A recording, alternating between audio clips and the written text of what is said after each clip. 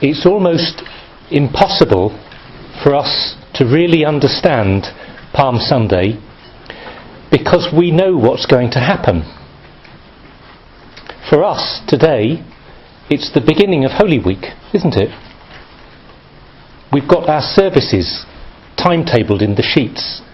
We've just heard the Passion, so we know what's going to happen over the next 6 or 7 days. But for those who processed with Jesus into Jerusalem today, as we did up the street before Mass, they didn't know what was coming. They didn't know what we know. So just a little bit, we need to try and get into their minds. For them, this is a triumphant king bringing peace. It's a victory march as Jesus walks into Jerusalem with his companions, his friends, his disciples, to claim victory over God's holy city. The people were shouting, "Peace in heaven and glory in the highest." Can you hear the echo from the beginning of the Gospel, the message of the angels to the shepherds, the promise of God's glory and his kingdom? And it's not at all unlikely that some of these shepherds could have been in the crowds today, 30 years later. There's a feeling today in the streets that everything is going to be fulfilled, that the Son of David is coming to take possession of his city, just like King David did centuries before him. The time of waiting and suffering is over. Over. But then, everything in the next days seems to go wrong.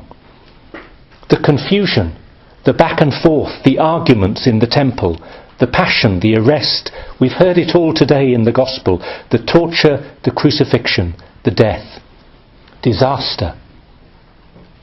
The story of these days, from the perspective of the people who walked into Jerusalem, is about reversal. Reversal. Things turning very quickly. It's partly life and the fickleness of crowds, but it's something deeper. The people who walk today, and we need to get into this mind, they're experiencing the fragility of life itself, of suffering, of evil, the fragility of being in time, the nature of life. Think of all the reversals that have taken place in the Gospel stories and that these people have lived through. The birth of Jesus, all that glory and light, very quickly turned to the massacre of the innocents. When Jesus went triumphantly to his hometown of Nazareth and proclaimed the good news of salvation and the coming of the Spirit, people were so happy, and minutes later they became suspicious. Do you remember? They tried to kill him. This is the reversal of Jesus' teaching in John's Gospel about the bread of life, the gift of his body and blood, and the confusion. How can you say this? How can we stay with you when you're teaching like this? It's the reversal we had recently, even of the Transfiguration. Jesus at the top of the mountain, all that light and beauty and glory, and then the darkness of the cloud comes down. And for us, this is symbolised by Ash Wednesday, where we remembered that in fact, yes, everything of beauty turns to dust. We're from the earth, and to the earth we shall return. But we're not just with the crowds today. We're living this with the eyes of faith, and yes, with hindsight. We can see what they could not see at the time, that in fact what happens over the next week is not failure. It's not Jesus' life being taken from him unwillingly. It's him choosing to enter into this situation, choosing to go into Jerusalem freely. He didn't have to. And in that way, mystically, theologically, choosing to enter into the heart of human experience, including the experience of suffering, of sin, not of sinning. Jesus is the Holy One, but of the experience of the effects of sin, and ultimately entering into our death. He goes into the temple. That's important. We don't hear it today in the gospel reading we read on the street outside, but straight from the procession he goes into the temple, and then he goes further. He goes into the depths of human experience. Jesus, the light, goes into the darkness. He's not just a torch shining into the cave from the outside.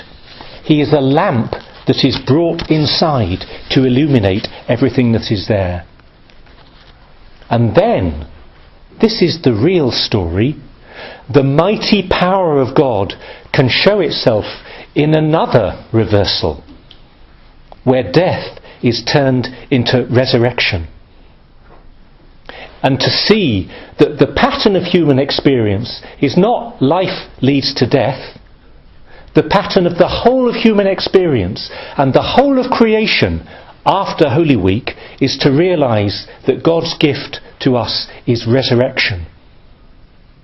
Life, death, yes, and the glory, the unexpected glory of the resurrection.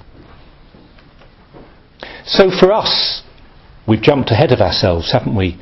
It's to join Jesus today, as I say, to try and get in the minds of the people who don't know what's happening, so that the shock of Holy Week can actually hit us again.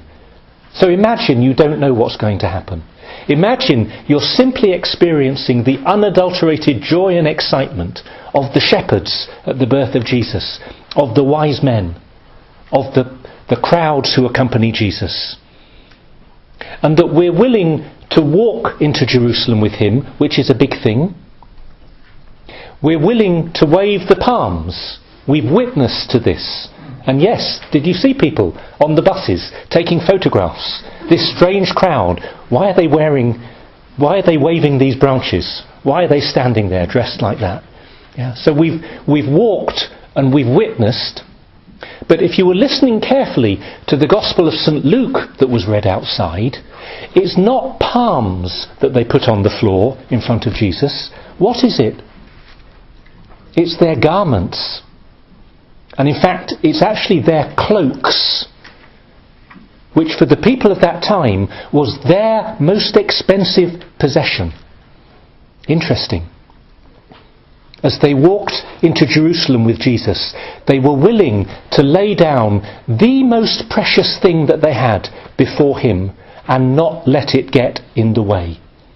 They were willing, symbolically, to sacrifice everything for him, just as he is going to sacrifice everything for us. So this week, let us walk with him. Let us witness to others, with each other and with him. And let us be prepared to offer everything that we have, the most precious things in our life, our very self, in order to be close to him and to share in his death and resurrection.